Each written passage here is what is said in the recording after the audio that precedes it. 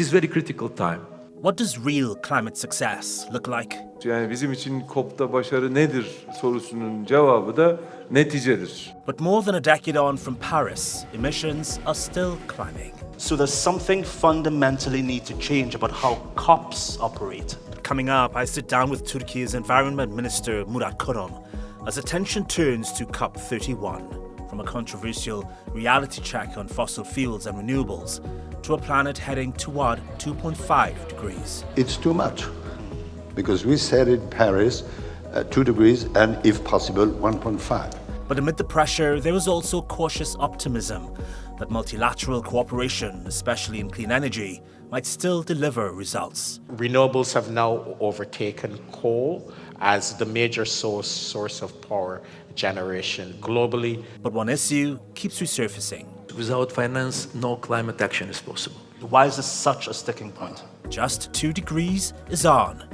Now, This has divided developed and developing countries since the very beginning.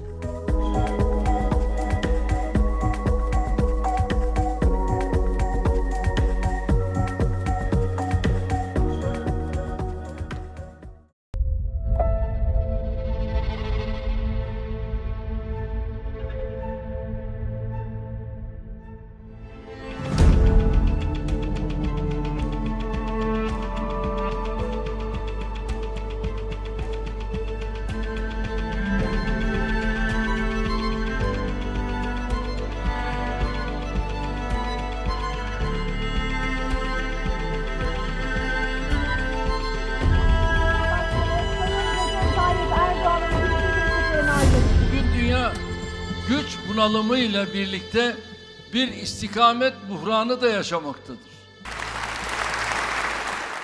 the Antalya Diplomacy Forum once again brought together leaders from around the world to talk through some of the biggest challenges we're facing, from security and geopolitics to sustainable development and the environment.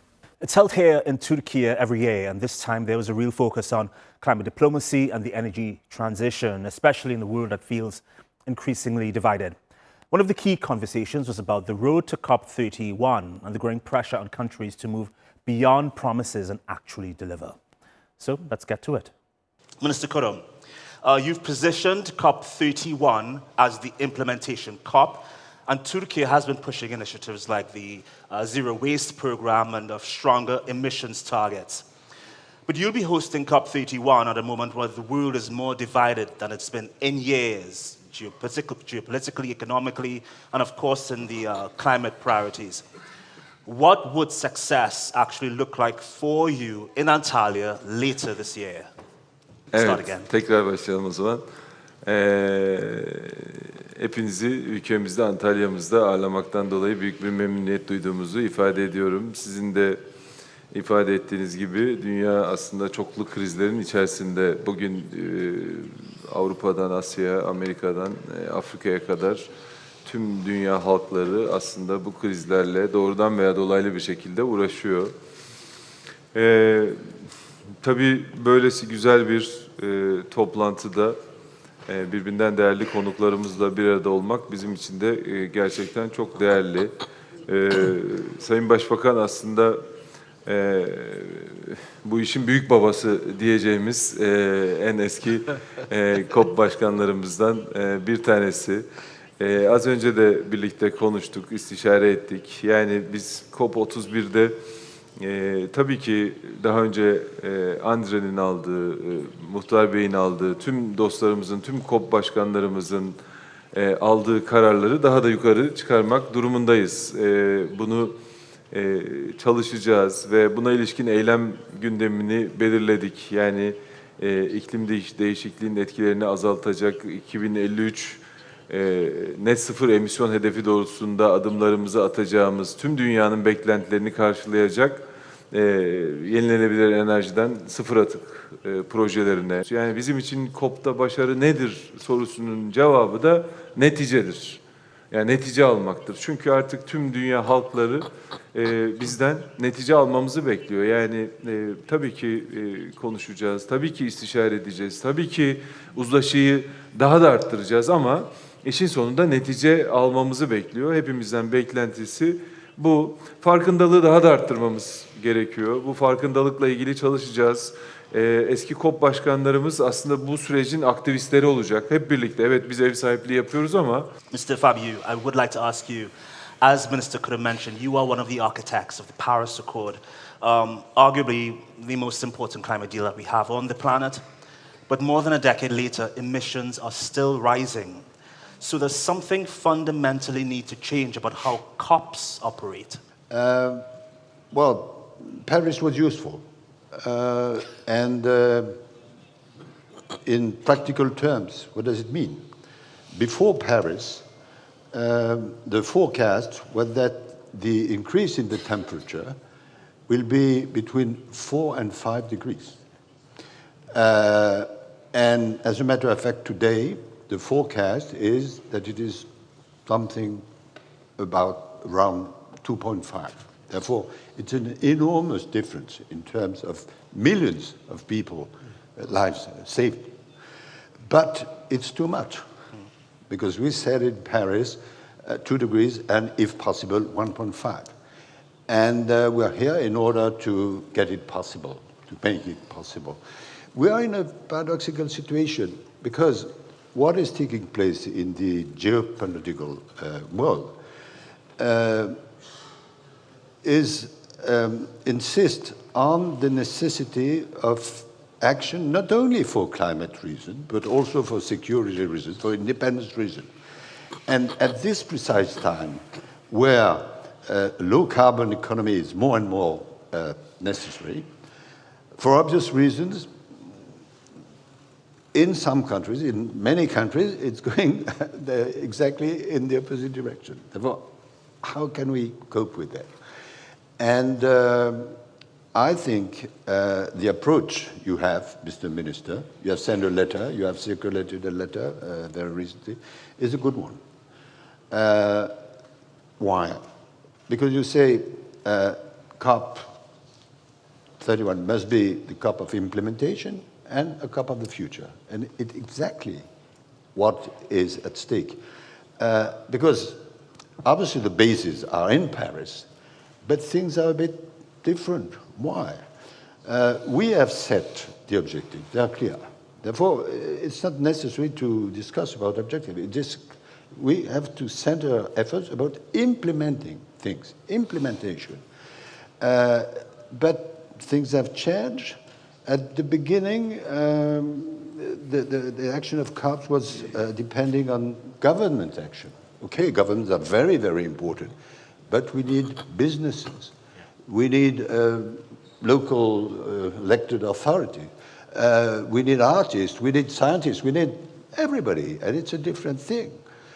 And it's different also because we have to make another effort on NDC. It's different because in Paris we are discussing only about climate. Now we know that climate is linked with also biodiversity, with desertification, with health and all that. Thank you so much for saying that. Not many people understand how interconnected everything is, but when people hear climate change, they just hear global warming, rising temperatures, but it's so much more than that. Before I get to you both, because you have such experience that you will be sharing with Minister Kurum, Special Advisor Hart, I would like to say to you from a UN perspective, as I mentioned, we're seeing rising greenhouse gas emissions, over 37 billion tons of CO2 a year, just CO2 alone, and of course a rising geopolitical tension. Where do we stand from the UN perspective in terms of meeting our global climate goals? Minister Fabius put it correctly. 10 years ago, you saw the photos of Mr. Fabius and my former boss at the time, Ban Ki-moon and President Laurent, gaveling and raising their hands. And it was a really great victory for multilateralism. And the world was truly united behind addressing this cause. But as Minister Fabius said, at that time, we were heading towards 4 to 5 degrees Celsius of warming. That year in 2015, just 150 gigawatts of renewables was installed globally. Climate finance was just around 50 billion, just over $50 billion a year. So we were basically starting from scratch. 10 years on, we've learned a lot from the Paris Agreement. We've learned a lot from the Paris Agreement. Just last year, close to 700 gigawatts of renewables were installed. Renewables have now overtaken coal as the major source of power generation globally. We've seen a 100% increase in climate finance. The average projections in terms of temperature are now just over 2 degrees. We've made significant progress. We're definitely not there yet. And this COP will be the first COP in the second decade of implementation of the Paris Agreement. We now have NDCs from countries representing close to 90% of global emissions, right? We still have a few that need to come in, and we're going to work very closely with the minister and his team and the current COP president to get those in. But we had 90% of global emissions are now covered from NDCs. And when you look at the major emitters, primarily the G20, many of these countries have moved from sectoral NDCs to whole of economy nationally determined contributions. A massive step change. Now, the ambition level is not where it needs to be at that, on that 1.5 degree pathway, but we've studied all of the NDCs, and there's significant scope for over-delivery and over-achievement once the right political, economic, trading, and other conditions are put in place. So despite the geopolitical uncertainty, despite the geopolitical tensions, despite the signals coming from some major countries, the rest of the world has moved on. Ambassador de Lago, and we're just in Washington. And the conversation among finance ministers 10 years ago and now is completely different. This issue of climate is at the top of the agenda of most finance ministers. So yes, we have to be clear-eyed and sober about the political realities we face, but the economics are in our favor. The technology is now cheaper and faster to deploy, and and this is a moment now to focus on international cooperation. Everyone might not be on board, but that's fine. We'll probably never have one of those moments where everyone is raising their hands, but we really don't need that. We need a significant amount of countries. We need businesses, we need local leaders, we need civil society.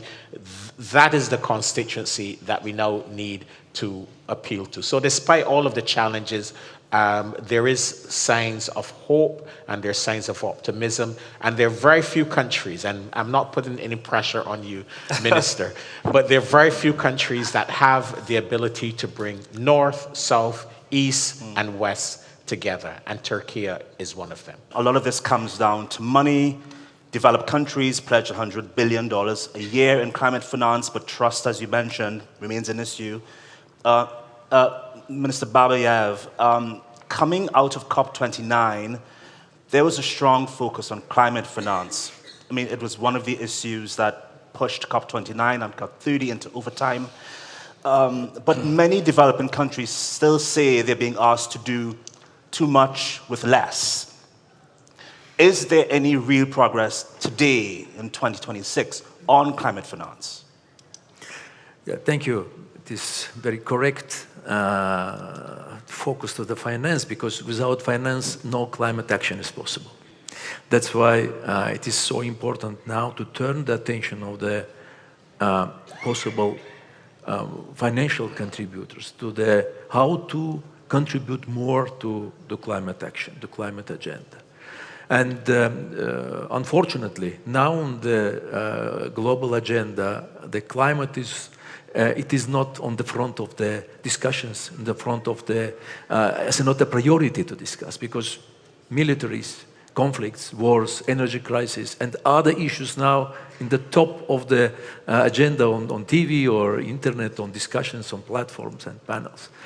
We need to, and COP31 in Turkey, it is very good chance, and I think I believe that Turkey and Australian team together, they can turn this attention, turn this trend to the climate agenda again.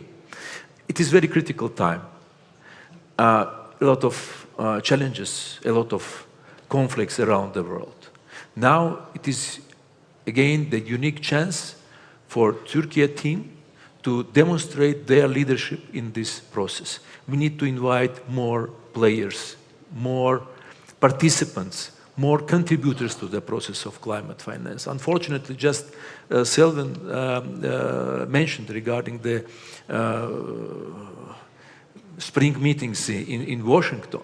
Unfortunately, on the agenda of spring meetings, climate, it is not the main or not the first and not the second issues. Unfortunately, now the international financial institutions, MDB, is more focused to the other directions, but not to the climate finance. We need to turn back this interest to climate finance, because private sector is one of the main source, possible main source of the contributions in future. We just completed together with Andrea the 1.3 trillion Baku to Belém program, and we identified that private sector will be the main source of the contributions. Private sector is waiting how the MDBs, how the big countries, how the rich countries will move further. That's why it is so important to continue our efforts to invite more participants and more contributors to the climate finance. And agreements made in Baku, $300 billion a year. I think it is this very good result. It's the best result of the last years. And we need to invite more and more countries to perform their obligations and to consider any additional source of the financial contributions to climate action. Thank you. Congrats on what you've done in Baku. I was there. The tension was palpable. The tension was also quite interesting in Brazil, where I was also there as well. President Correa do Lago, your conference also went into overtime, in part because of the issue of climate finance. Can you tell us, give us a truthful assessment as to why this is such a sticking point between private sector, governments, and regular people, as well as community organizations? Why is this such a sticking point? It's always been a sticking point. Since Rio in 1992, the issue of finance was absolutely central. And I believe that this is the real step forward that we had in Belém, is that now 1.5 degrees and 1.3 trillion are not abstract numbers anymore. Now we got much closer. As Laurent Fabius just said, we moved from 4 or 5 degrees to closer to 1.5, and we are also moving, as you were saying, to much more financing. And last year at COP30, Minister Babayev and myself, we presented the roadmap, and the roadmap shows that we can reach 1.3 trillion. And this, I believe, is why I love the expression you used in your letter of the COP of the future. Because we have now the elements that allow us to have in Antalya a new movement in a new spirit. Now, regarding the financing, you have to remember that this has divided developed and developing countries since the very beginning of this negotiation. So we see that developed countries concentrate on ambition regarding mitigation, and developing countries are very much willing to embrace this priority if there is finance. And this has been going literally since Rio. So I think that the progress we made now is very significant, because in Belém, for the first time, we put in writing very clearly that there is a big difference between negotiating and implementing. Is that negotiation, you need consensus. But for implementing, you don't need consensus. You have a mandate. We have a mandate of 30 COPs. We have a number of decisions that are accumulated since Paris that show very clearly where we have to go. So now that we see very clearly that you don't need consensus for the implementation, I think that's where COP of the future is really what we are expecting, and that we know that our hosts are going to be able to provide us. Thank you for that. President Fabius, on the topic of energy, I've had many conversations in the climate sphere recently, particularly around the Strait of Hormuz's closure. It's revealed so many vulnerabilities in terms of our energy dependence. You see countries engaging in more exploration, others stress this is why we need more renewables around us. From your vision, from the Paris Accord vision, do you see a world where we have mutual dependence on fossil fuels? I mean, it's weird for me to ask this as a climate reporter, but do you see dependence on both fossil fuels and renewables as our energy diversity in the future at safe levels for the planet? Well, you have to be volunteer and you have to be realistic as well. That's what diplomacy and maybe politics are about. But I stick to the idea and the project that we have to build a low-carbon society for many reasons. Not only for climate reasons, but also for economic reasons, but also for independence reasons and security reasons. In recent conversations with climate researchers, climate activists, there is a sense that the Paris Accord and what we're trying to achieve was hijacked from the very start. Let me explain why. War emissions, for example, countries aren't required to, militaries aren't required to disclose this information.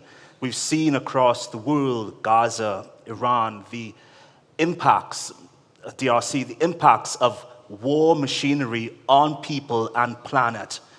I throw this out to anyone really, but how much are we limiting ourselves to really solving the climate crisis when the US military alone has such a huge climate footprint? Their action, especially when you're at war, has an impact on climate, but because climate is and can be a tool for going to war. And according to new technologies, some new technologies that are real or imagined, it can be a terrible weapon. Therefore, the era where climate was not at all of interest for military, it's over. It's a central subject, positively and negatively, if I may say so. And I must make a confidence. I imagined in the past that in a COP, we could invite the military society as well. Turkey has a vast renewable network. It's also exploring fossil fuels in the Black Sea region for one, which is an interesting optic. How do you explain to the regular person out there how Turkey is trying to strike a balance, net zero balance perhaps, even though it's doing fossil fuel exploration currently? Tabii ki Türkiye kendi bağlamında tarihte aslında bu emisyonlarla ilgili çok fazla sorumluluğu yok. Gelişmekte olan bir ülke. Yani dünyayı kirleten ülkeler klasmanına girdiğinizde yok denecek kadar az bir kirletici diyebiliriz. Dolayısıyla biz de gelişmek zorundayız, büyümek zorundayız. Sanayimizi, ekonomimizi, üretimimizi, istihdamımızı yapmak durumundayız. Bunu nasıl yapacağız? Bu süreci bir fırsat olarak görüp yapma arzusundayız. Üretimimizi yeşil, sürdürülebilir bir bakışla yapmak istiyoruz. Bu fırsatı değerlendirmek istiyoruz. Yani bugün dünyada bu işi, yani Paris Anlaşması nedir, iklim değişikliği nedir dediğinizde evet kısmen yorumlar yapılabilir. Veya 1,5 derece hedefi nedir dediğinizde de belki bilen var. Ama bunun sayısını arttırmak zorundayız. Diğer taraftan yani yaşanan krizler, afetler, evet bir şeyler değişiyor. Yani aşırı yağışlar var, yangınlar var, heyelanlar var, seller var. Bir şeyler değişiyor diye insanoğlu bunu görüyor. Dolayısıyla o farkındalığı çok daha fazla arttırmak zorundayız. Az önce de konuştuk. Biz siyasetçiyiz, bir tarafımız siyasetçi. Siyaset halkın istediğini gerçekleştirmek durumunda kalır. Halk neyi isterse onu yapmak durumunda kalır. Bugün Amerika'da halk iklim değişikliğini önemsediğini ifade etsin. Bütün Amerikan siyaseti iklim değişikliğiyle mücadelede en öncü rolü oynamaya çalışır ki bir önceki süreçte de aslında bir benzerini bunu gördük. Dolayısıyla bu farkındalığı da arttırmak durumundayız. And that's our show. From the cracks we're seeing in the fossil fuel system that continue to be exposed, to the rise of renewables, and a look at how Turkey could help shape the conversation and action along the way. I hope you got something out of this episode, including a rare televised moment bringing together several COP presidents and the UN in one room. Until next time, stay green.